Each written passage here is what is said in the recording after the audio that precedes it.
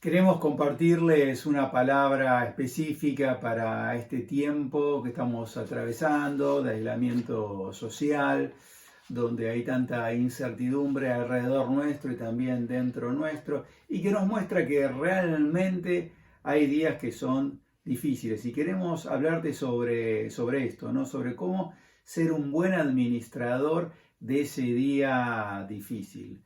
Hay algo en la palabra de Dios que está en el libro de Eclesiastés, el capítulo 7, versos 13 y 14, y dice lo siguiente: mira la obra de Dios, porque ¿quién podrá enderezar lo que él torció?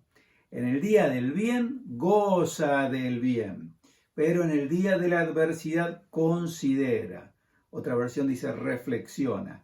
Dios hizo tanto lo uno como lo otro a fin de que el hombre nada halle después de él. Gozar en el día de bien, pero en el día del mal, reflexionar, parar, ser pensantes, ¿no? Este es un tiempo especial. Yo lo tomo como un tiempo también de aprendizaje. Y en una de las áreas donde yo estoy aprendiendo y te lo comparto, porque tal vez podés estar viviendo lo mismo, es respecto a las expectativas. ¿Qué nos pasa y qué nos pasó en este tiempo de cuarentena, de encierro, de cambios?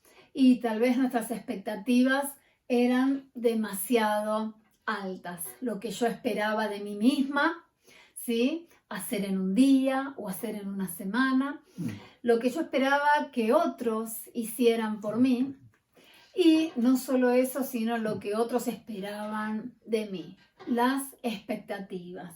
Pero ¿qué pasa cuando la realidad y lo que sucede no cumple con esas expectativas? Se genera una brecha que puede ser bastante grande o una brecha que puede ser pequeña respecto a qué tan elevadas o qué tan pretenciosas eran nuestras expectativas. Pero lo cierto es que ante este incumplimiento de lo que estábamos deseando se genera una frustración, y esa frustración puede venir de la mano de angustia, de enojo, de tristeza, de malestar, y que muchas veces no es expresado de la mejor manera. Muchas veces podemos llegar a enojarnos. Hay gente que en este tiempo por ahí tenía la expectativa de cuidarse, de hacer actividad física en su casa, ¿sí? De arreglar la casa, de pintarla, de ordenar los placares.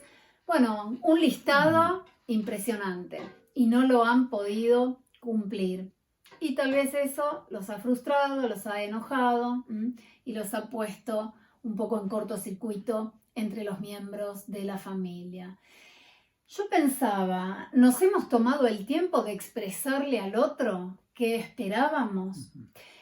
¿Hemos escuchado atentamente al otro para también ver cuáles eran sus expectativas o qué estaba esperando de nosotros?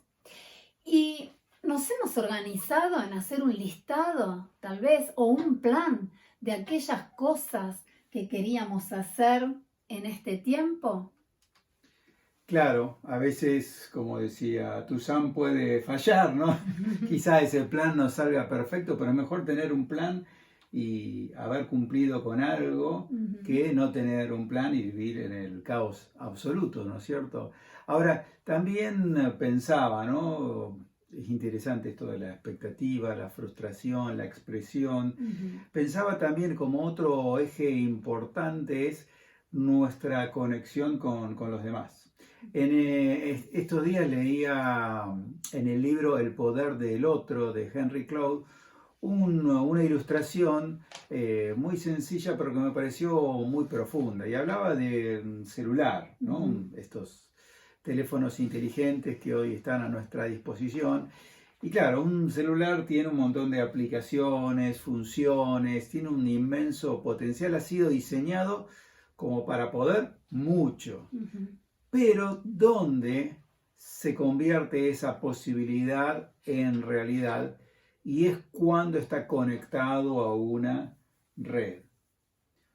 Cuando se conecta a la red es cuando de repente un montón de funciones que estaban allí latentes cobran vida. Entonces pensaba, qué peligro también en medio de esta frustración de la que nos hablaba Fabiana es cuando nos empezamos, en medio del aislamiento, nos empezamos a aislar, haciendo un juego de palabras, nos empezamos a encerrar, a enojar, victimizar, y esa frustración no la expresamos saludablemente, pero qué distinto es cuando elegimos el camino de la conexión dentro de la familia, conexión imperfecta, porque a veces nos pasa en casa que la red de internet puede de repente cortarse y también nuestra conexión va a fallar. No hay familia donde la conexión sea perfecta todo el tiempo.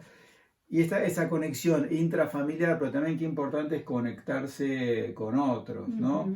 A veces para poder abrir nuestro corazón y hablar de nuestras broncas, de nuestros miedos, porque o hemos perdido el trabajo, o si trabajamos en forma independiente no estamos generando los mismos ingresos.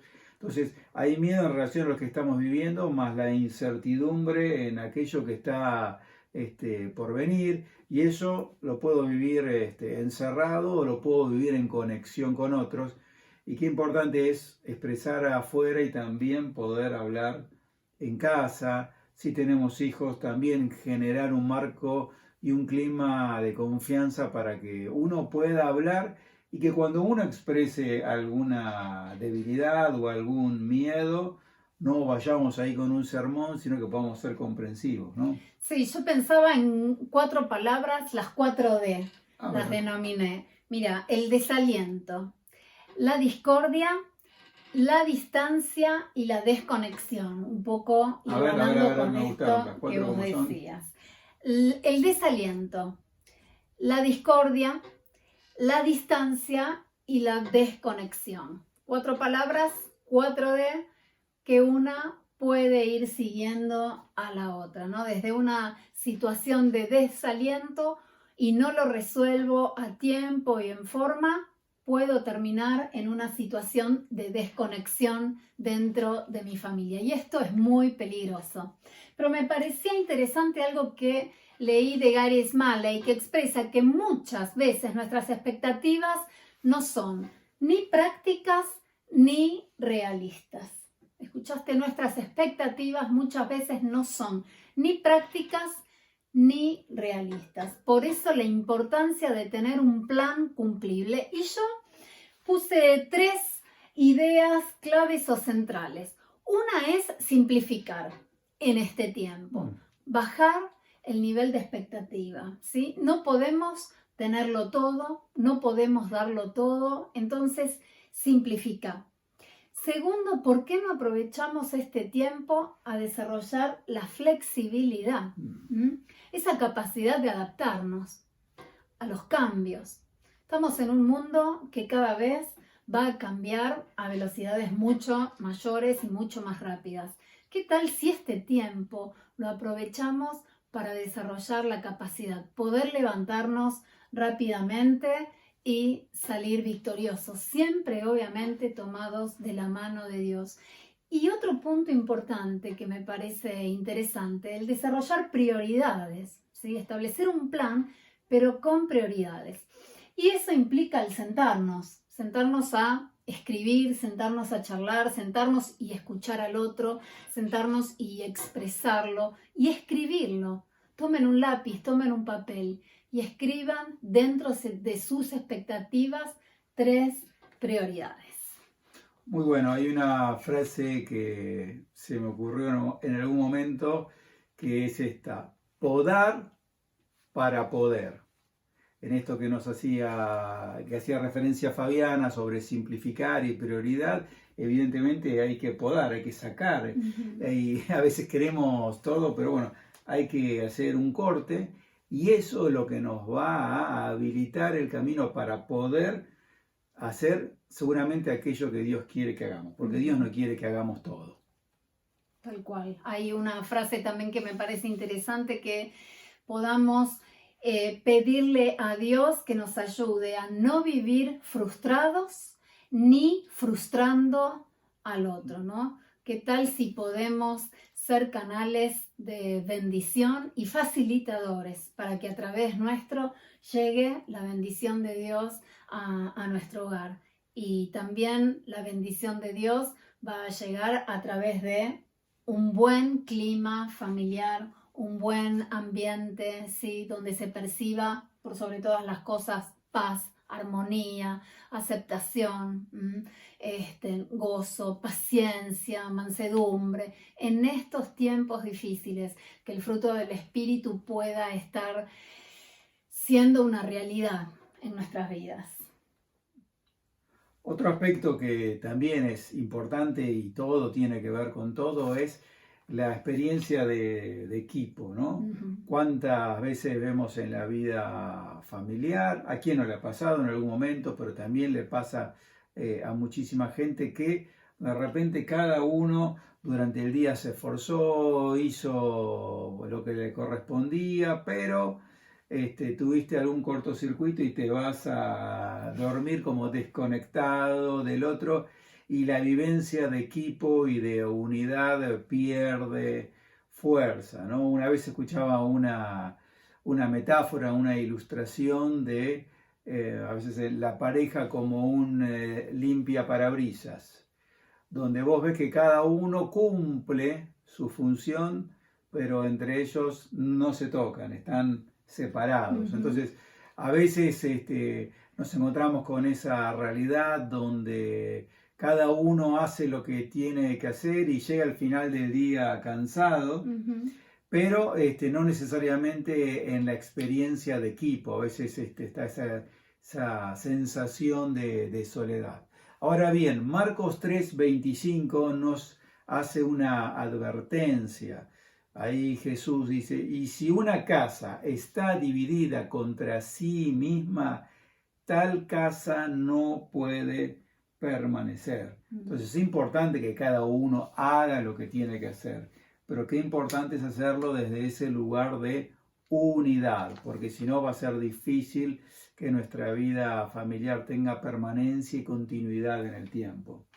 Sí, totalmente de acuerdo. Y también me conmueve y me desafía un pasaje que está en Filipenses 4, 6 y 7, muy conocido en la nueva traducción viviente, que dice: no se inquieten o no se preocupen por nada, más bien oren por todo, en toda ocasión, con toda oración y ruego, ¿no? Presenten sus peticiones a Dios y denle gracias por todo. ¿Qué te parece tomar en este tiempo esta palabra y que sea un desafío y que sea una luz en nuestro camino? Que no nos preocupemos por nada, pero que sí estemos orando por todo. ¿Y por qué podemos orar? Yo no conozco cuál es tu situación en este momento, pero sí puedo pedirle a Dios que en este tiempo nos esté dando creatividad para pensar nuevos escenarios en lo laboral, en lo familiar, ser creativos, sobre todo también en este tiempo de encarar el trabajo de una manera distinta o un oficio. Ser creativos en si tenés necesidad o querés empezar a estudiar algo que pueda ser viable de cara a futuro, algo en lo que vos puedas estar desempeñando un servicio a Dios y que todavía no te has animado. Bueno, orar para que Dios también en este tiempo te dé creatividad para que ese servicio a Dios pueda llegar. Un tiempo de creatividad para poder llegar a otros a través de, por ejemplo, la tecnología. Entonces, tal vez puede ser un desafío decir, bueno, Señor, ayúdame a estudiar algo que tenga que ver con la tecnología, ¿no? Dame formas creativas de poder presentar tu evangelio a otras personas o de llegar a otras personas. Bueno, de infinidad de formas, de infinitas maneras, podamos en este tiempo, digamos, prepararnos y orar a Dios. Y por qué no prepararnos para escenarios futuros. Nosotros no sabemos si esta situación puede volver a repetirse en un futuro. La verdad que no lo sabemos, lo desconocemos, pero creo que una de las cosas también que Dios en este tiempo nos está enseñando es a estar preparados para todo lo que se pueda llegar a venir. Y el último desafío que queremos hacerte es algo que encontramos en el libro de Nehemías, el capítulo 4, el verso 14. Nehemías está desafiando allí al pueblo a no aflojar, a no bajar los brazos en medio de una dura tarea, en un marco también de muchísima incertidumbre y de problemas que venían uno tras otro. Y dice lo siguiente: no le tengan miedo al enemigo. Recuerden al Señor, quien es grande y glorioso, y luchen por sus hermanos, sus hijos, sus hijas, sus esposas y sus casas. Dos cosas que rescato de Nehemías 4:14. Uno, cuando le dice recuerden, y eso tiene que ver con cómo usamos nuestra memoria.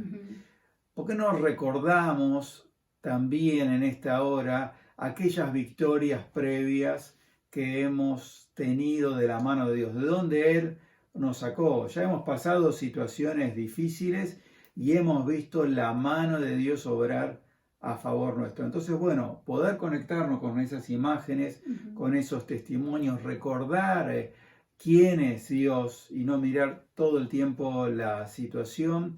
Y la segunda gran enseñanza que saco de este verso bíblico es luchen.